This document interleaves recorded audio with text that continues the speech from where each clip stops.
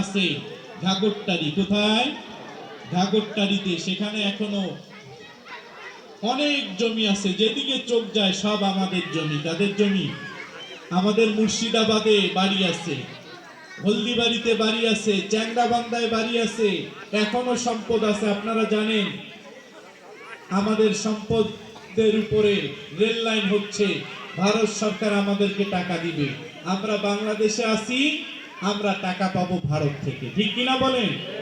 এই রংপুরে বিভাগে আমাদের অনেক জায়গায় বাড়ি আছে, সম্পদ আছে, কারণ আমরা হচ্ছি আলে রসুল।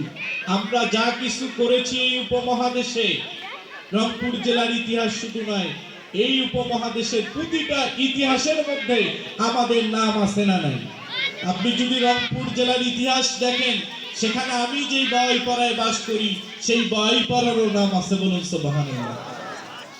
আমি শুধু এরশাদ সাহেবের মামা না, এরশাদ সাহেবের সঙ্গে আমার অনেক সম্পর্ক, কারণ তিনি ইসলামের অনেক খেদমত করেছেন। তারাও কিন্তু আমাদের পূর্বপুরুষের মুরিদান। ঠিক কিনা বলেন? এরপরে কাজী নজরুল সাহেব, তিনি ছিলেন হলদিবাড়ি হুজুর রহমতুল্লাহ আলাইহির ছোট ছেলের বন্ধু। একরামুল হক হলদিবাড়ি হুজুর রহমতুল্লাহ আলাইহি তেনার জন্য দোয়া করেছেন। বাংলাদেশকে কাজী নজরুলের জন্য মানুষ চেনে কি চেনে না? চেনে। একরামুল হক হলদিবাড়ি হুজুর রহমতুল্লাহ আলাইহির দোয়া। অনেক বিষয় কথা ছিল।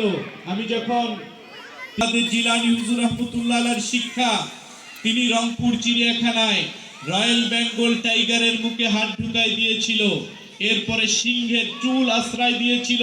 2004 সালে 24শে জানুয়ারি এই খবর পত্রিকায় এসেছিল। কেন দিয়েছিল? এই এলাকায় একগুলো ইসলামী দল আছে, নাম হচ্ছে ইসলামী, তারা নবীর বংশকে মানত না, আল্লাহর ওলিদের কারামতকে অস্বীকার করা শুরু করে দিল। তখন জিলানী হুজুর রহমতুল্লাহ আলাইহির কাছে ইলহাম হলো এবং তেনার দাদা কুতুবুল আক্তাব মাহবুবুল হক শাহজাদা হুজুর রহমতুল্লাহ আলাইহি তেনাকে রুহানি ভাবে নির্দেশ দিলেন। এই কারণে তিনি রংপুরে চিড়িয়াখানায় বাঘের মুখে হাত দিলেন। বাঘ তেনার হাত খাইছে না আদর করছে? চুমা দিয়েছে। আমরা হাতটা দেখেছি।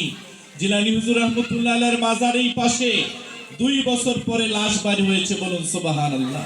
কবর থেকে সুগ্রাণ বাইরে হচ্ছে। আমি তার সন্তান।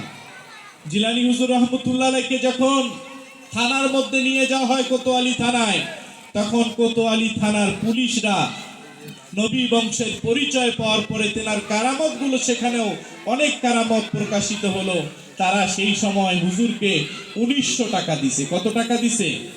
1900 টাকা নিয়ে